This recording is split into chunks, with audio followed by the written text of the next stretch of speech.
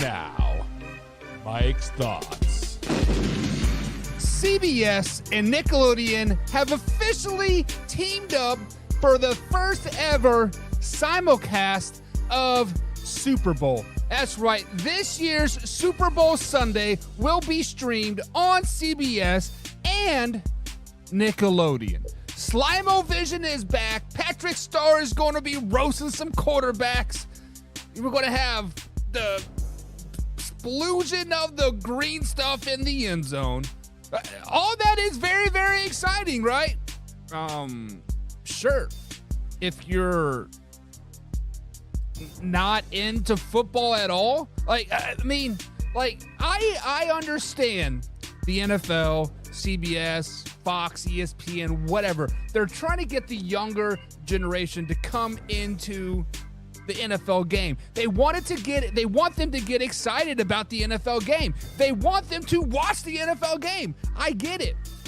But me as a father, my son just started playing flag football this season. This is his first year playing. He's very intrigued with the football game. But am I going to sacrifice a good viewing experience from CBS Sports, watching the Super Bowl, to turn on Nickelodeon to watch Slime-O-Vision, to listen to a bunch of 10-year-old kids broadcast the game? Absolutely not. Now, I could tell him to go into his room, turn on some Nickelodeon, and he might watch some football, right? Now, probably not. He's going to get his monster trucks. He's going to get Max D out. He's going to get Gravedigger and Bigfoot, and he's going to play with his monster trucks, and it's just going to be playing in the background. So I understand what they're trying to do. I understand the aspect of trying to get people in there, right? But I feel this is going to be a fail. I feel that they're going to be wasting a lot of money, a lot of resources, a lot of green screen CGI effects for something that's probably not going to pan out in the end. Now, will the viewership be up? Of course. We're all going to probably tune in and see what SpongeBob has to say about Patrick Mahomes following the ball, right? I think, maybe. I don't know. Guys, let me know in the comments. What do you think? Is the NFL, is CBS, are they doing themselves a disservice by teaming up with Nickelodeon during this Super Bowl? Let me know in the comments. I'd be curious to know what you guys think here. Is it a good thing? Is it a bad thing? I'm just kind of curious at the end of the day. But cue that intro. Are you ready for the best damn radio show on the planet? Man Our Nation, rise up.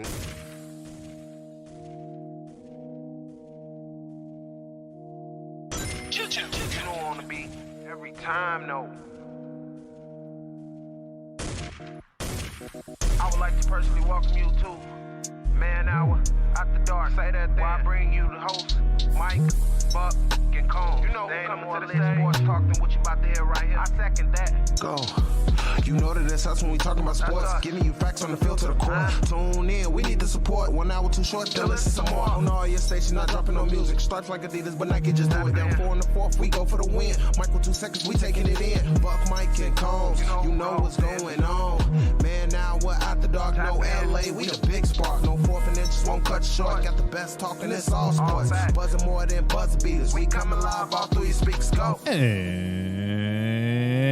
And what is up, Man Hour Nation? Michael Buckasha here with the Man Hour Show. Head to manhourradio.com. Check out the merchandise page. We got some alternate MH merch over there that just dropped. Get over there, check it out. Good things are always popping over there at manhourradio.com or manhour.co. Whatever you want to go to, .com, .co, .info, .biz, it all takes you to the same place. I purchased all of them just in case I ever decided to do a little alternate thing there. But manhourradio.com, guys, check it out. It is August 1st, guys. August 1st. NFL season is officially here. We've had OTAs. Now it's time for some camp. And preseason football is just right around the corner, guys. This is the last Sunday There might be one more Sunday. But this is no more month without football, baby. Let's get excited. Guys, it is Tuesday edition here of Man Hour. We're going to do Way or No Way here. 10 a.m. East Coast time. New start time. Same look, same great feel. Live, raw, uncut sports talk. But let's get into Way or Way No Way. We're going to talk a bit about Colts and the JT, the Jonathan Taylor. What's going on over there? Christian Kirk says the Jaguars had the best offense in the NFL. What? CMC about to be the focal point of the 49ers offense? Slow it down, baby. Josh Gannon wants to crack down on training camp fights. He says no more. No more fighting in my camp. No way, no how. And Jalen Ramsey is out. That's right. Jalen Ramsey is out till at least December. Hopefully, it's not too terrible for the Miami Dolphins. Hopefully, you guys can figure it out a little bit. Hopefully. Slow it down, baby. Slow it down. But first, we got to welcome people in the chat. See Mama in the chat. See Sista in the chat. Alpha Rob is in the chat. Drew is in the chat. We see Nana. What's up, Nana? Hoffy will be joining us here soon. He's in the chat as well. What's up, Hoffy? And I asked you guys a question. Are you ready for Slime-O-Vision? Do you want some Slime-O-Vision? I don't. Give me no Slime-O-Vision. No way, no how. But it is time to get into some new news to start the show. I don't want that music. Give me some of that music. And new news from around the NFL. Monday wrap up here. The Atlanta Falcons signed running back Goodwin Ikebaki. Sorry for butchering your name, man. They also cut kicker Matthew Trickett. He's gone. We don't need no kickers, they say. Baltimore Ravens, Jay Flowers returned to practice on Monday after missing 2 days with a stomach bug. Gotta get sick, man. I feel like in these training camps, especially like day 3, day 4, I get sick a little bit easier. I feel different a little bit earlier. My ankle hurts. Oh, my groin hurts, right? Damarian Williams, fastest physical for the Ravens. He is officially a Baltimore Raven. Buffalo Bills. Outside linebacker Von Miller is, quote, in a great spot to return from his torn ACL last year, general manager Brandon Beane told NFL Insiders. Beane added that Miller, who's on the PUP list right now, returning for week 1 is definitely a possibility. But the Bills are not quite there yet. Does Von Miller return week 1? For the Buffalo Bills and Von Miller stakes, don't push it. I don't need you week 1. I don't need you week 2. I don't need you week 3. Hell, I don't even need you week 4. Give me mid-season and postseason Von Miller. Bada bing, bada boom. That is all I need. C.J. Henderson for the Carolina Panthers suffered a groin injury on Monday. Like I said, my hamstring hurts a little bit more during training camp. Carolina Panthers also signed linebacker Deion Jones as well and cut Roy. Defensive tackle Roy has been cut. Travion Diggs for the Dallas Cowboys after signing that big deal. He has a bruised toe. Okay. Bruised toes. Also, Rojo Jones has been suspended for the first 2 games of the regular season for violating the NFL policy of PEDs. I feel that he probably not going to be on the team very much longer. Marvin Jones for the Detroit Lions was removed from the non-pup list, or for the non-football injury list for the Detroit Lions. That's big news. Anthony Richardson, Indianapolis Colts quarterback, underwent a procedure on his nose on Sunday to correct a nasal stimp. Basically, he couldn't breathe out of his nose. They popped that baby open, bada bing, bada boom. He is good. Kansas City Chiefs linebacker Isaiah Moore was placed on the PUP list. Bummer. Man. There's a lot of injuries A lot of injuries. We're not going to get into all of them. Let's get into today's show, guys. Way or no way. My man Arthur Brown is in the chat. He says, we picked up Eli Apple. I'm not too worried about it, baby. He says, I am not too worried about it. Well, Arthur, we will be talking about your Miami Dolphins. That is question number 5 of the day. But do we want to get into it now? Should we get into it now, or should we pump the brakes? Should we slow it down, baby? Or should I follow the script? Should I wait for my man Hoffy to join us? He'll be here very, very soon. No, come on. I got to follow the script, right? I got 3 pages worth of scripts here, man. Live, raw, uncut sports talk. The only truly place, guys, where you get the most rawness, the truest, and straight from the hip, pew, pew, NFL talk right here at manhourradio.com, youtube.com/manhour, and, of course, facebook.com/manhour. Be sure to like, comment, subscribe, guys. Sharing is caring. I see all comments. Hoffy is in the chat as well. So you see some Man Hour popping up. Hoffy is in there talking his shh. It is time. Let's get it going, baby. Let's go, Arthur Brown says.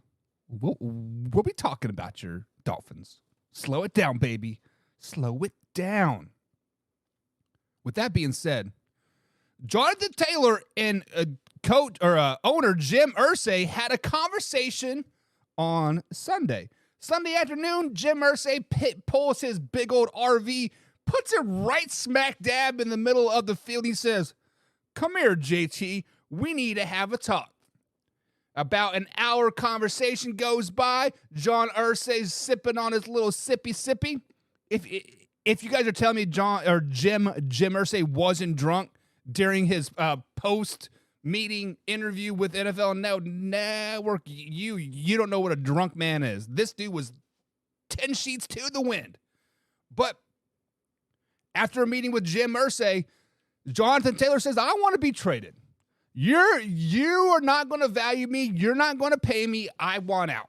There is some team out there that is going to pay me. oh, guys, cue the laughing intro. We're just going to get crickets? We're going to get crickets? Yes. Jonathan Taylor, you may be a top running back in the league. You may be the most sought out running back in the league if you were to hit the trade market, right? But Jim Irsay is right.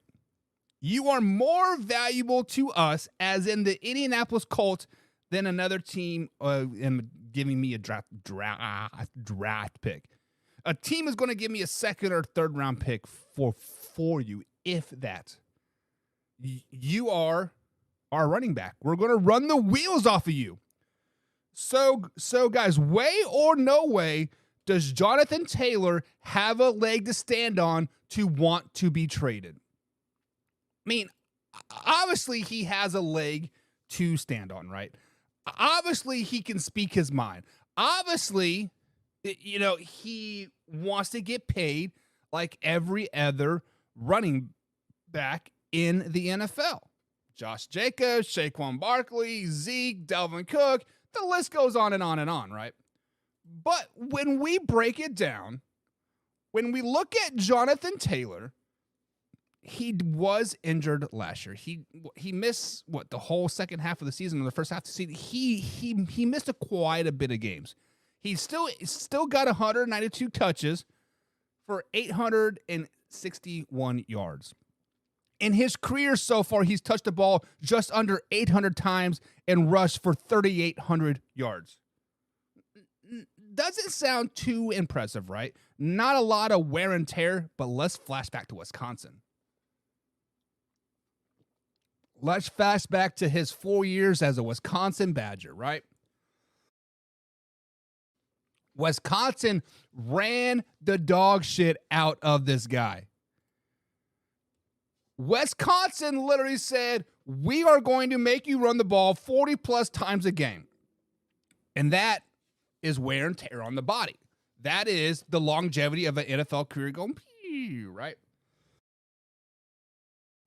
So this is a no way.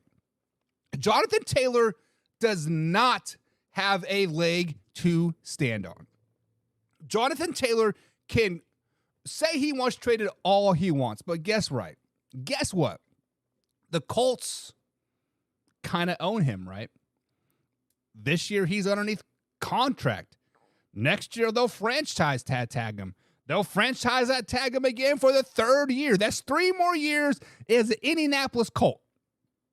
We're going to run you, we're going to abuse you, and we are going to treat you like the redheaded stepchild that you are. And if you don't believe me, watch it. Watch it. They are going to do it. This is definitely a no way at the end of the day. Hoffy, welcome to the show, my man. What are your thoughts about the whole Jonathan Taylor saga thing going on there? Like, tell me what you think. I guess Hoffy doesn't want to join us. He's going to go clicky, clicky. Little Hoffy. Can you hear us? Hoffy? Hoffy?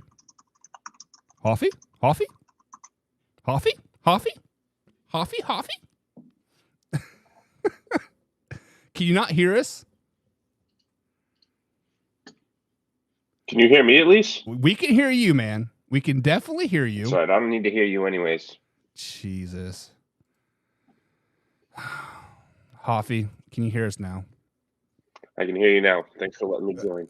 Well, I've been trying to set you up for 15 minutes here, and you just kept on ignoring us, and you're like, oh, what are your thoughts on the whole Jonathan Taylor thing? Like, does he have a leg to stand on? Should the Colts trade him, or what do you think about that? I think he's got 2 legs to stand on, but I think only one of them's good. But yeah, I wouldn't want to play for Jim Irsay with him running his mouth the way he does, and sniffing cocaine every other day. I mean, yeah. So that is the one thing that I did notice is like during the post meeting with Jonathan Taylor, Jim Irsay did go talk to the NFL Network media, like out there at Colts camp in Indianapolis, and he definitely didn't seem. He definitely seemed high, right? He definitely seemed like he was not quite all there. Whether he was snorting some cocaine or drunk or just maybe he was just hot. I don't know, but he was definitely out there. And some of the things that he says, like, if I were to die tomorrow, the NFL would just move on, which is true, right? Everybody in this world is a dime a dozen. Let's just be honest. Yes, we all do hurt when somebody close to us dies or passes away, but the world keeps moving on without us. So when you have a NFL team, Hoppy, do you say stuff like that? Like, do you say, hey, I know I'm only paying you like $8 million a year, but if you were to die, sorry, like, isn't that stupid? Like, come on, like, what is wrong with him? the shit that comes out of him, absolutely no sense. I mean, job as an owner, the organ, be in front of the cameras, DUIs, talking nonsense. I think he can just go continue collecting his memorabilia and Jimi Hendrix and whatnot. I'm not for sure what's going on with your computer there, but we hear like every third word and it's going pop, pop, pop, pop, pop, pop. I don't know, man. You are having bad luck over there today. But let's move on to the next topic here, and let's head down south. Let's head down to the beautiful sunshine state of Florida. Jacksonville, Florida, to be exact. And Christian Kirk has come out and said that the Jaguars will have, that's right, he said will have the number one offense in the NFL. So, guys, way or no way, will the Jacksonville Jaguars have the best offense in the NFL in 2023? So, on the surface, I'm like, dude, there is no freaking way. You have Miami, you have Kansas City, you have the Bengals, hell, you have the Buffalo Bills. You can throw the Jets in there even, right? You have the Cowboys, you have the 49ers. There's no freaking way the Jacksonville Jaguars are going to be the number one offense in the NFL. But then I start to dive deeper into the stats, Hoffy. Last year, they were the 10th. That's right, the 10th ranked offense in total offense. That means total yards, right? They were the 10th ranked team. They averaged 232 yards passing and 357 total yards. So right about 120 some yards rushing last season. This year, they do have the addition of Calvin Ridley, right? Looking good in camp, looking fast, looking nimble. 2 years off, bada bing, bada boom, and then they drafted an offensive tackle from the Oklahoma University and Antoine Harrison, and they added some depth at the tight end in Brenton Strange from Penn State. So when we got to thinking about it, I'm like, can they be number one? Can they truly be the best offense in the league? And I was thinking, there is no freaking way. There is no way the Jacksonville Jaguars can be the number one ranked offense in the NFL. Where are they going to get the additional 200 plus yards it is going to take to put them even in the top five, Hoffy? Is Calvin Ridley the Mr. 21 catches for 51 catches for 281 yards in the year 2021? Is that going to put them all over the top? Or is the gambling Calvin Ridley going to put them over the top? Is Jay Jones, the 82 catches, 23 yards last year, going to put them over the top? Is Travis Etienne going to put them over the top? Christian Kirk, 1,100 yards, Mr. 200 million man. Guys, this is a no way. No way in God's green earth is the Jacksonville Jaguars going to be the best offense in the NFL. There are so many other offenses out there. This is an offensive-heavy league, Offie. You had the Buffalo Bills. You have the Cincinnati Bengals, the Kansas City Chiefs, Miami Dolphins, San Francisco 49ers, Dallas Cowboys. Put the Green Bay Packers above them. Right there's 7 teams off the top of my head, and I haven't even broke it down yet. What are your thoughts? I don't even think they cracked the top 10.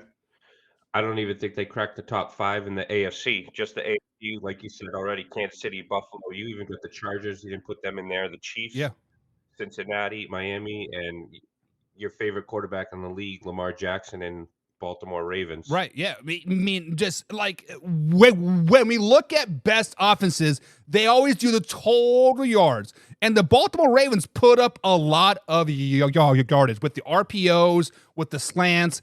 The Baltimore Ravens are a very electrifying offense. You cannot take that away from them, even though Lamar Jackson is a trash-ass quarterback. You still got to give them where credit is due. They still put up a lot of numbers and still look good on paper, even though it doesn't translate to the postseason. I mean, Christian Kirk, 1,100 yards last season. Hoffy, is that even top 10 in the NFL alone just for him?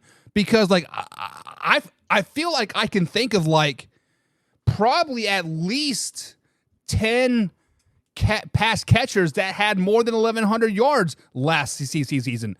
Jamar Chase, right? Devontae Adams, Travis Kelce, Waddle, A.J. Brown, Tyreek Hill. I think CD Lamb had more than 1,100 yards. It's just Yeah, you had CD Lamb, Cooper Kupp, A.J. Brown, Stephon Diggs, Devontae Adams, Justin Jefferson, St. Brown from the Lions, and Tyreek Hill.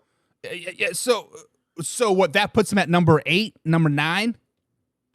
as far as total yardage? Yeah, I don't even think he was top 10. Yeah, so how can you say you are going to be the best offense when you're not even the best receiver in the league? Oh my God, get out of here with that crap. Arthur Brown's saying no way as well. He says no way. My Miami Dolphins will have had the best offense in the league. David Nazar's in the chat. What's up, David? He says the Jags are good. I'm a Charger. We know. The Jaguar. Hoffy, let's dive into this because we do have some Jaguar fans that like to troll the page, right? My man, Pat Whitaker is probably the biggest Jaguars fan that I know. People are on this Jacksonville Jaguars band like they are the most dominant team in the NFL. They swept through the NFL last season, and by golly, they come down from 28 points and they laid that smackdown on the Chargers, right? Guys, they were 9-8 last season. Yes, they got really good, but then they got really bad, really fast, and then they kind of tinkered back up into like a mediocre team there. So, what part of 2022 season was so dominant for the Jacksonville Jaguars that people are jumping on their nuts that saying, oh, this is a Super Bowl team, number 1 ranked offense? Hoffy, like, am I missing something?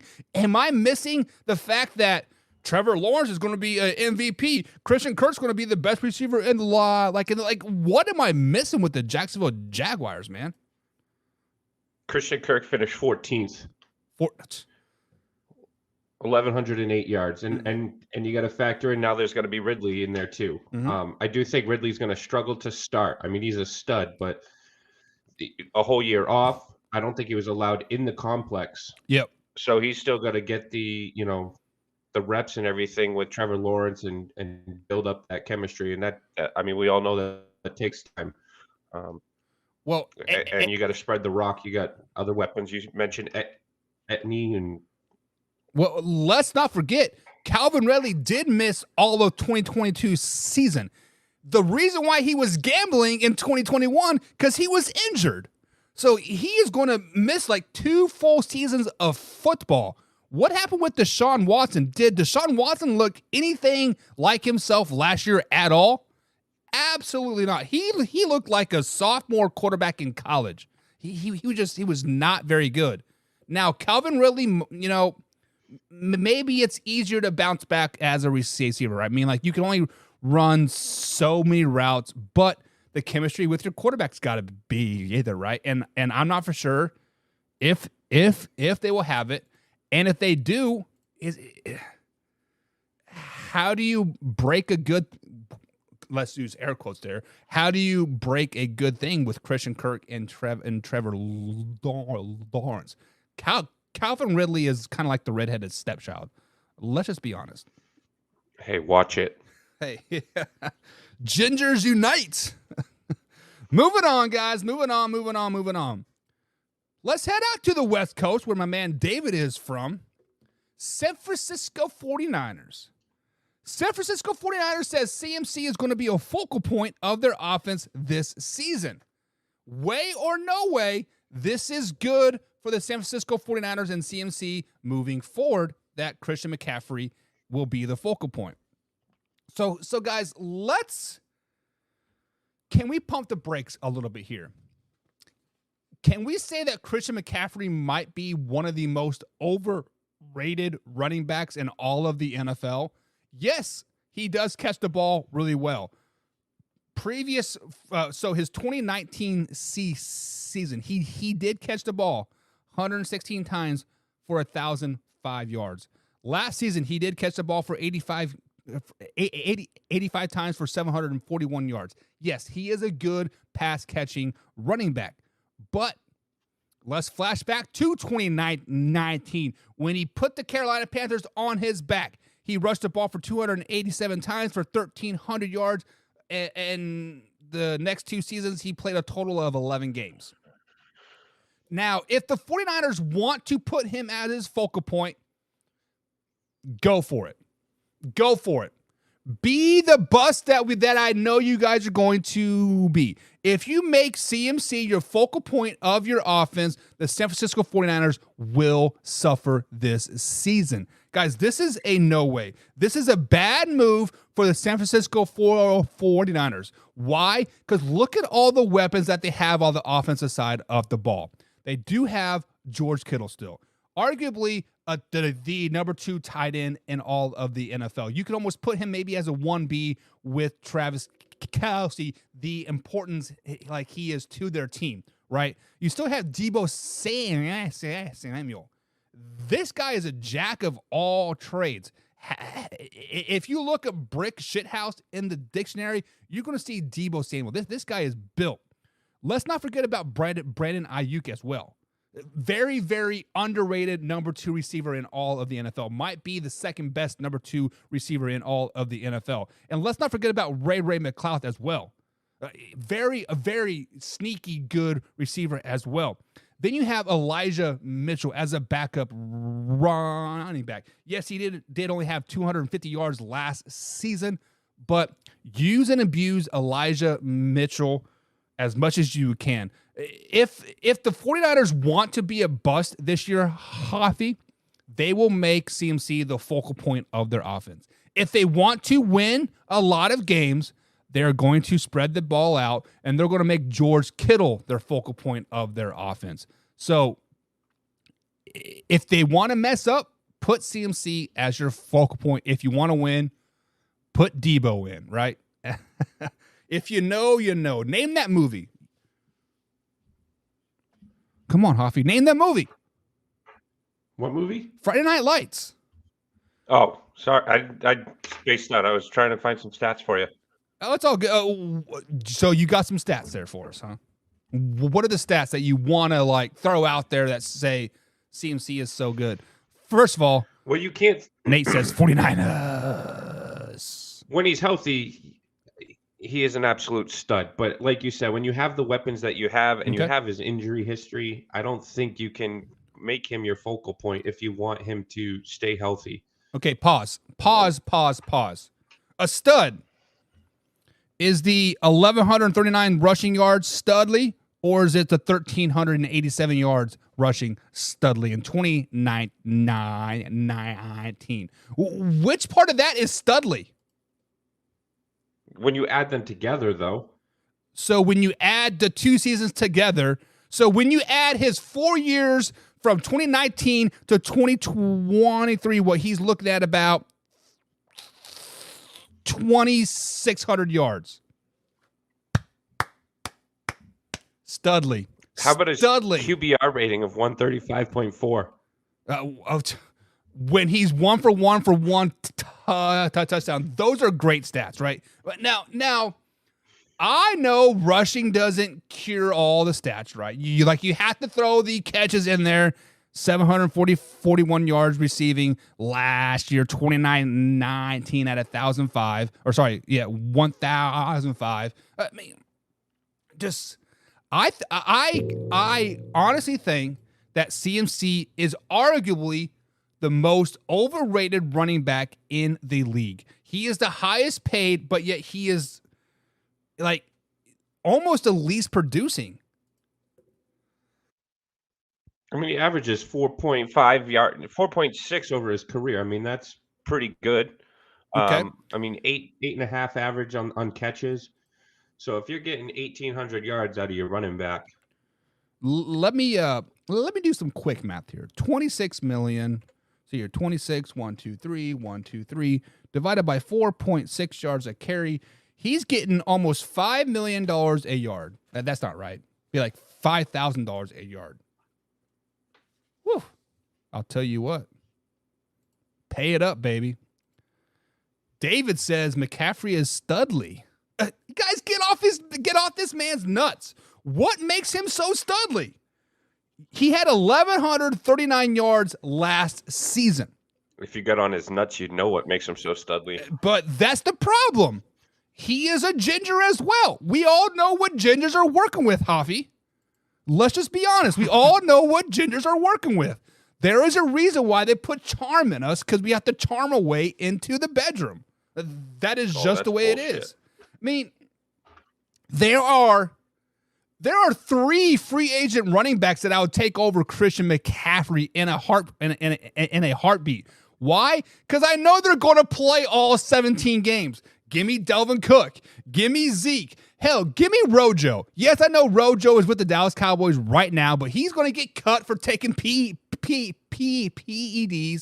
and then that man's going to be on the San Francisco 49ers. If the San Francisco 49ers want to stay relevant, they need to trade CMC, and they need to trade him for Dak. Bring Dak over to the San Francisco 49ers, get Brock Purdy out of town, get Trevor Lawrence out of town, get Sam Darnold out of town. Who was the other quarterback that they had like 7 quarterbacks all like on? Get them all out of town. Bring Dak in. Then I'll jump on that 49ers bandwagon. Good Lord. They want to make it past the conference, they want to make it past the divisional round. They want to make it past the divisional round. Don't get Dak. But if you want to be competitive, bring in Dak. Nate is in the chat. He what do says, you mean competitive? They've been competitive for the past 5 years. They've been competitive for the last 2 years. And previously, they were really good and then really bad. Last year was just a fluke. Chumps in Kansas City down by 10 with 5 minutes left. It's not their fault. Their coach is an airhead. Let's flashback to 2019. Okay, whatever. So Nate says Zeke in the chat with a laughy emoji. Huffy, I feel like Nate doesn't like my Zeke reference here. When we let me give you 3 running backs out there. I'll give you Zeke, Delvin Cook, and then CMC. What running back are you going to take to put on your team? Give me Zeke 9 times out of 10. Yes, Zeke is older, but Zeke is going to get those tough yards for you. Zeke is the best blocking running back in the NFL. Just give me some Zeke. Give me Zeke over CMC and Delvin Cook. The only thing Zeke should be doing is serving soup at the soup kitchen. He's all done. This is coming from a Patriots fan where you want Zeke. I don't want him. Whatever. Get out of here with that crap. Everybody wants Zeke. Wearing his freaking bikini to practice every day. It's a crop top, and it's kind of sexy. Maybe on a redhead. Yeah, true. It is. Moving on. Get that Zeke off the screen. We don't need to see that anymore. Jonathan Gannon. That's right. The head coach of the Arizona Cardinals. Jonathan Gannon says, there will be no fighting in my training camp. This is non-negotiable. Way or no way, Jonathan Gannon is the softest coach in the NFL. So, guys, we're sitting here at August 1st, 2023. The dog days of summer are upon us. Training camp is here, and there's going to be some tempers that are flaring. If there are not tempers flaring in training camp, you are doing something wrong. You are not working hard enough. Hell, at my football practice, bunch of high school kids, this is the second day of practice. It's 118 degrees outside. It is hot. And I had freshmen fighting seniors, juniors fighting seniors. It's just I love it. Give me some more of that energy. And when Jonathan Gannon says, I don't want no fighting on my watch, this is why the Arizona Cardinals are going to be the worst team in the NFL. This is why the Philadelphia Eagles lost the Super Bowl last year, because, we got to be soft. We got to sing Kumbaya. What fires us up, Hoffy, is a good practice fight. Travis Kelce got his ass whooped twice on Saturday afternoon. A linebacker tried to punch the ball out. He's like, nah, pow, right? And then the cornerbacks got up in his face. I love it. Give me some more of it. I like it. I love it. Give me some more of it. And Jonathan Gannon, you better figure this out real quick. You better get out of your kumbaya ways, and you best understand that fights are going to happen. You best understand that these are grown-ass men with grown-ass egos making some grown-ass money. We are here to compete. We are here to get better. And if I'm not fighting and scrapping for a spot on the field, something is wrong. Hoffy, what are your thoughts on that? I agree with you 100%. I mean, you're battling in the trenches. It's a hot day. I mean, that's how you know that they're there to compete. They're there to battle. I mean, I think it was the Eagles left tackle Andre Dillard last year got in 2 fights in 1 practice. So, I mean, it worked last year for the Eagles. It got them to the Super Bowl. So how are you going to sit there now as the head coach of the Cardinals and think that fighting is not the way? I mean, Travis Kelce and the Chiefs, we all know where they're going to be at the end of this year. I mean, I think all these good teams are. Who doesn't have a fight? Yeah, just to piggyback on what you said, I truly think if there was at least not tempers flared, some shoving, some punches thrown, you know, I don't want to see the all out brawl like what it was D Hop and was it Stephon Gilmore like a couple years ago when they like all out fist fight. Like I don't want to see that. I want to see the pushing and shoving. I want to see a punch thrown. I want to see the smack talk. I want to see you get up in the Stars grills, right? Just because, like, let's look at the Kansas City Chiefs here, right? Travis Kelce, arguably, is the star of the Kansas City Chiefs, right, Hoffy? When you think of the Kansas City Chiefs, the first thing that comes to mind is Patrick Mahomes, the man on the wall, right there, the greatest quarterback of all time, and then probably Travis Kelce. When I have a second-year player, a rookie, a third-year player getting in my star's face, I want that guy on my team. That guy's a dog. He's not going to back down from nothing, and he's fighting for everything. Give me that man 100%, 9 times and 2 times on Sunday. Jonathan Gannon needs to shut his damn mouth. Understand how the NFL works, my man. How about this, Hoffy? Understand how slow-pitch softball works. If you are not fighting and getting pissed off because the man's shooting the middle, something's wrong with you. Where's that competitive nature? Remember the good old was it Andre Johnson and Finnegan fight? Oh, that was middle of the season, right? Was like, oh yeah, that may have been okay. So there are a few things when you do in a fight in the NFL. Okay, I've been in many NFL fights, or not NFL fights, but many football fights. Right. One thing that people always do is they want to take off their helmets. Okay, when you start a fight. When you're playing football, rule number 1, never take off your helmet, right? Rule number 2 is when you throw a punch, right? The other person is probably going to have their helmet on. Don't throw a punch at the head. You want to give a nice uppercut, right? You want to get it right below the ribs, right where like the point of the ribs are, right below the gut there. Give them a nice little right? Nice little hockey punch. Rule number 3, I believe it. What was that? So it was a linebacker versus an offensive lineman, and the linebacker like smacked the offensive lineman's dude, and the linebacker like ran off, and the offensive tackle chased his ass. I don't know who that was, but you never want to run away. It shows weakness, Huffy. So let's recap, right? Never take off your helmet.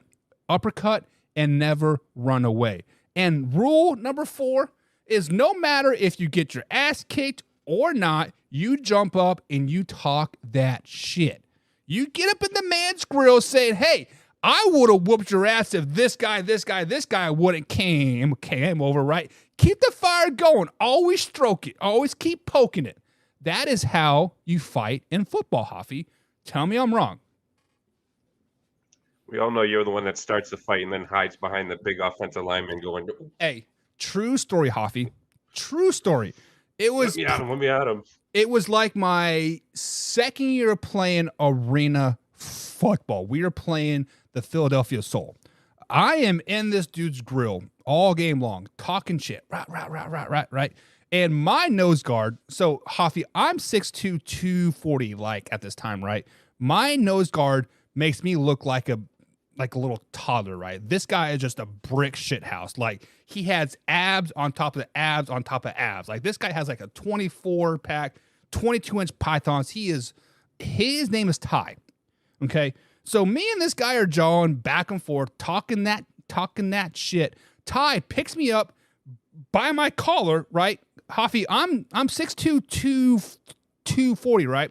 Picks me up, says, "Not today, Buck," and walks me to the sideline. I'm like, have you ever picked up your like kids and like seen their like feet like trying to like, you know, run away? That was me. Like, I'm like, Ty, stop it. Stop it, Ty. That's me every day with my kids. Right. Stop it, boys. Moving on. Miami Dolphins cornerback Jalen Ramsey will be out until mid-December with a meniscus repair. He tore his meniscus earlier late last week in camp. He had a full repair, and he will be out until mid-December at the earliest. In like of that, the Miami Dolphins signed cornerback Eli Apple. So, guys, way or no way, this is a huge loss for Miami Dolphins. So when we think about the Miami Dolphins, we are putting them up on this pedestal, right? We are best team in the AFC East, the best defense, the best offense. It is Super Bowl or bust for the Miami Dolphins. But let's slow it down. Let's back it up. Let's look at the 2022 NFL season. Their defense last season was ranked 24th overall. Yes, they did get a little hot in the later half of the year, right? But overall, they were 24th ranked team out of all 32 NFL teams. Not very, very good. Now, they did get a new defensive coordinator in Vic Fangio, right? However, this same guy was a defensive consultant for the Miami Dolphins during their postseason run versus the Buffalo Bills. They gave up 31 points to the Buffalo Bills. 34 points to the Buffalo Bills, losing that game 34-31. So when you Miami Dolphins saying that, oh, Vic is going to change it, he already gave up 34 points to the Buffalo Bills. Now, Jalen Ramsey, per Pro Football Reference here, he is the 9th ranked cornerback in the league. 9th ranked cornerback in the league. That was a huge upgrade from what they had in 2022. Now with him gone, they signed Eli Apple. Let's scroll back up in the chat here, and Arthur Brown says, "We ain't worried. We got Eli Apple." Eli Apple is the 68th ranked cornerback in the NFL. So you go from the 9th ranked quarterback to the 68th ranked quarterback. How can you not be worried? You are going up against Stephon Diggs. You are going up against, A.J. Brown. You are going up against Christian Kirk, right? This is a huge loss for the Miami Dolphins, and this is why they will not win the AFC East now. So the pure loss of Jalen Ramsey leadership, his ego, his swagger, this is all going to be huge losses for the Miami Dolphins. Now, will they tread water long enough to get to the playoffs and maybe make a run? To be determined. We will be breaking their schedule down again here in the next week or two after I see some more practices, after I see a couple preseason games. But Hoffy, when you see the loss of Jalen Ramsey, the 9th ranked cornerback in the league, replaced with Eli Apple, the 68th ranked quarterback in the league, are you worried? Well, we just spoke about talk your shit, but one person that talks his shit is Eli Apple, excuse me. Mm-hmm. And was it last year or the year before against the Chiefs, and they absolutely obliterated him? Yeah. That is one person that has lost his card to talk shit. So, yes, I would be extremely worried if I'm replacing Jalen Ramsey with Eli Apple. He almost made the Bengals unlikable. Right. Just the fact that he was on that roster. Let's also not forget that Eli Apple has been on like 5 NFL teams in six years, right? He was drafted by the Giants, if I'm not mistaken. Yep. They said, get out of town. He ended up going to the New Orleans Saints. They're like, you're not really fit fitting our bill. Then he did spend a couple years in Cincinnati, and now he's with Miami. When a player jumps around like that year after year after year, there are three things that come to mind.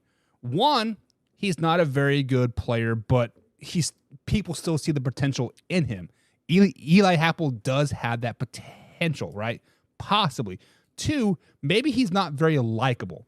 Just like you said, Hoffy, he almost made the Cincinnati Bengals an unlikable team because what he was saying, what his mama was like saying, right? Or three, maybe he made his mama delete Twitter. That's how much he sucked. Yeah. So Arthur Brown says, big loss for sure, but we made up for his loss. Eli Apple does not make up for Jalen Ramsey.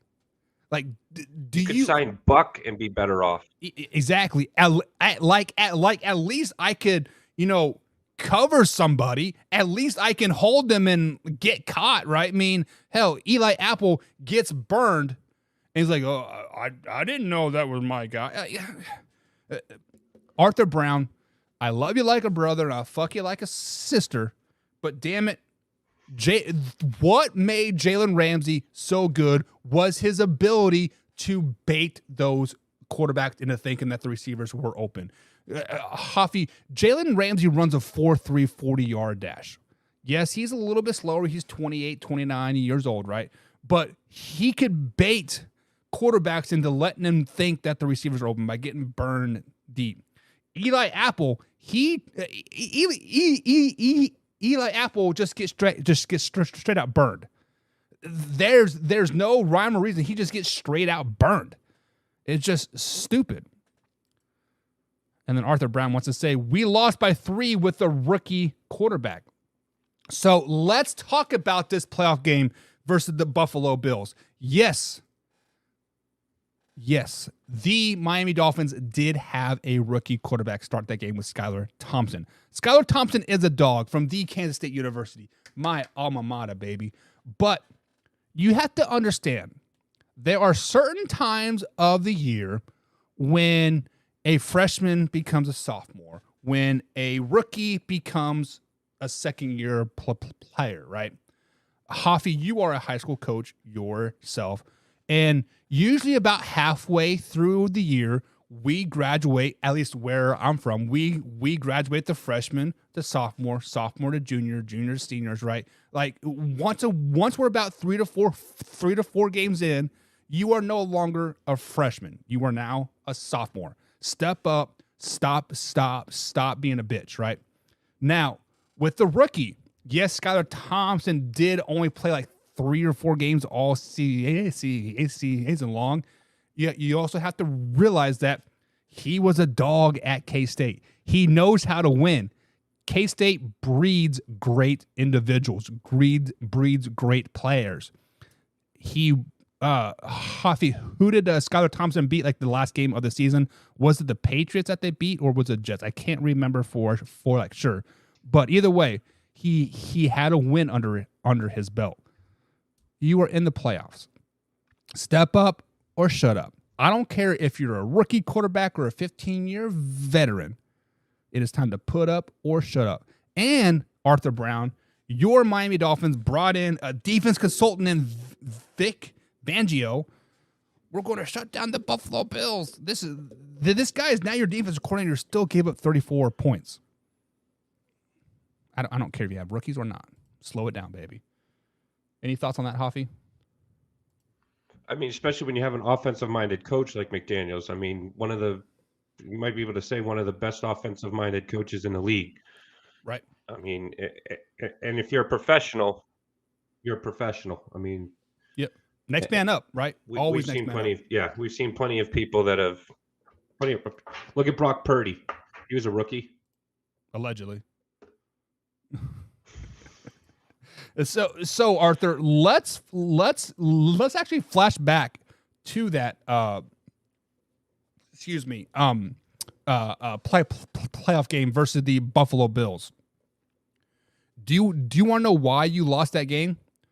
You lost that game because your offensive guru head coach, right, only rushed the ball for 23 yards. You guys had, you guys had 53 yards rushing in that game.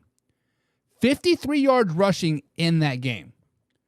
When you're trying to fight fire with fire, go blow for blow with arguably one of the best offenses in the AFC at that particular time in the Buffalo Bills, with the rookie quarterback, right? What are you thinking? Run the damn ball. Tyreek Hill just had 69 yards catching. Get him the damn ball. Like, honestly, I blame that loss more on the coaching staff than I would a rookie quarterback. Yes, Skylar Thompson only threw for 220 yards. I think he had like 2 or 3 interceptions I like as well. But yeah, it was 18 for 45, 1 touchdown, 2 interceptions. He had 8 more throws than or 6 more throws than Josh Allen. So when your rookie quarterback is throwing more than Josh Allen, who doesn't know how to hand a ball off, there's a serious issue there. So yeah, like you said, run the damn ball. Yeah, and Mike management and Mike McDaniels comes from a running background in San Francisco, and wasn't he a part of the Baltimore Ravens offensive staff as well? So I mean, like, he comes from a running background. So don't give me that rookie quarterback crap. It just whatever.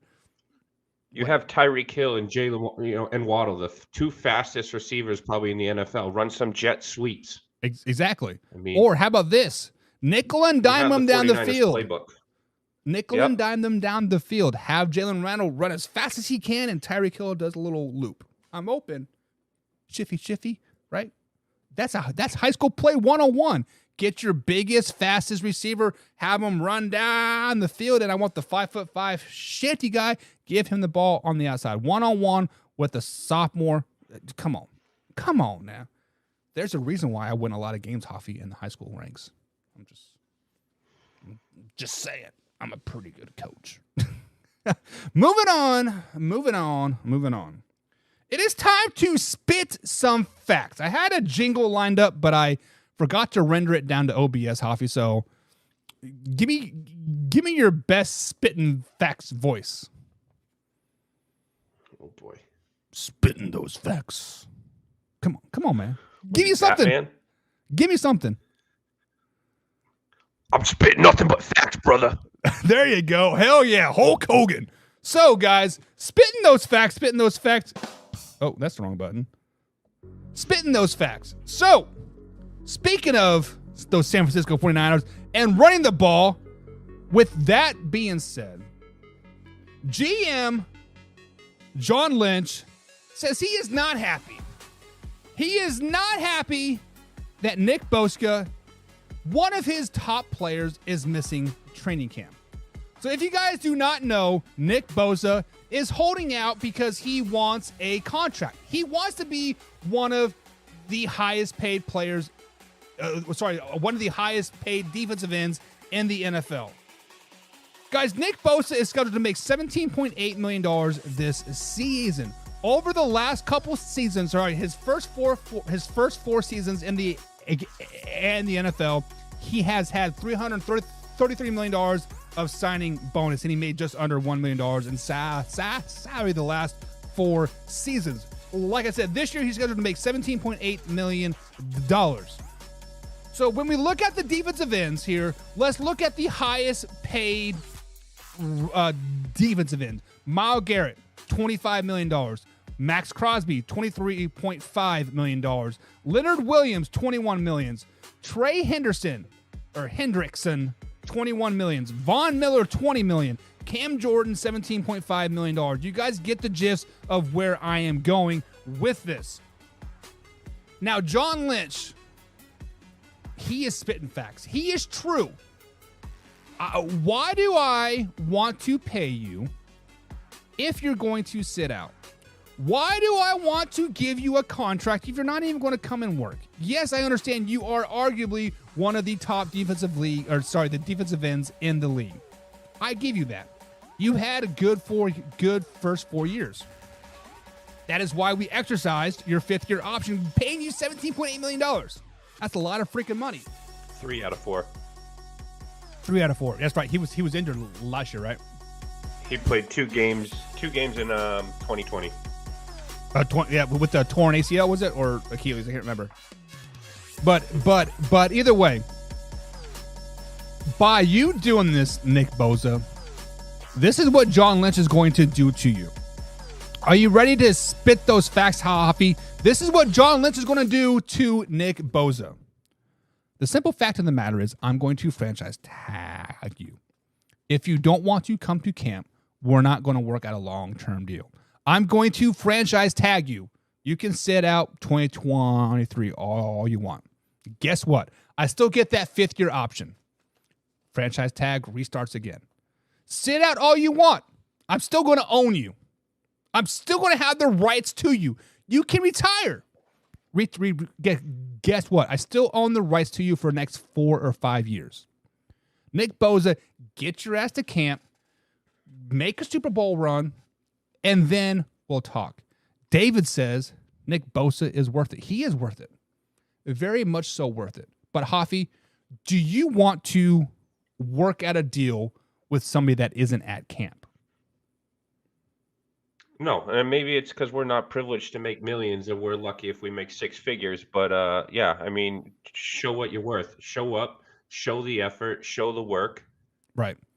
And the money will come. That's kind of how I mean, we've seen plenty of people hold out and not get their money, Levy and Bell, and then they're a shell of themselves. So I say just show up, put in the work, and you will get paid. I mean, the stats speak for themselves. But yes, like you said, if you're not going to show up to work, you don't get paid. Now, he isn't a running back, so he will eventually get paid, whether it be by the 49ers, the Dallas Cowboys, the Kansas City Chiefs. He will get paid. It's just a matter of when. So swallow that ego a little bit, Nick. Get to camp, because Hoffy, correct me if I'm wrong, but the 49ers are probably one of the best teams in the West, right? And if you want to go a step further, they are probably a top 5 team in the NFC. Yes, I was down on them earlier, but watching their camp, I am kind of impressed with their offense. Yes, Brock Purdy is going to be shit, but he'll be benched by week 3. Trey Lance will be in there, and bada bing, bada boom, they're going to make another playoff run. So get your ass to camp, Nick. Listen to your man, John Lynch. He will treat you right.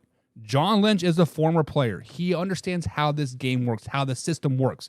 Yes, he has GM by his name, but what John Lynch was in the league for 15 years with the Bucks and the Broncos. A very, very good guy. So John Lynch is spitting facts. Get your ass to camp. Bada bing, bada boom. It is what it is. But Hoffy, that's going to be it for today's show. How did you like the 10 a.m. start time here? Not bad. I can't complain. I can't complain. But I'll be a lot happier when I don't have stitches in my mouth from ripping wisdom teeth out of my mouth. Oh, I totally forgot about that. How how'd that go? I was in and out in 30 minutes, which was pretty sweet. Yeah. Apparently, I cussed out everybody out. You know, I was on some heavy. You know, they knocked me out. So I guess when I finished, I said, "You motherfuckers, you did this to me," and kept giving fist bumps to the doctors and stuff. And so, yeah, I guess they had a good comedian show that day. Nice. All right, guys. So that is going to be it for the live show here today. We'll be on tomorrow, 10 a.m. East Coast time, August 2nd. Live, raw, uncut sports talk. Coffee, anything before we head out? No, not today. All right, guys. See you tomorrow.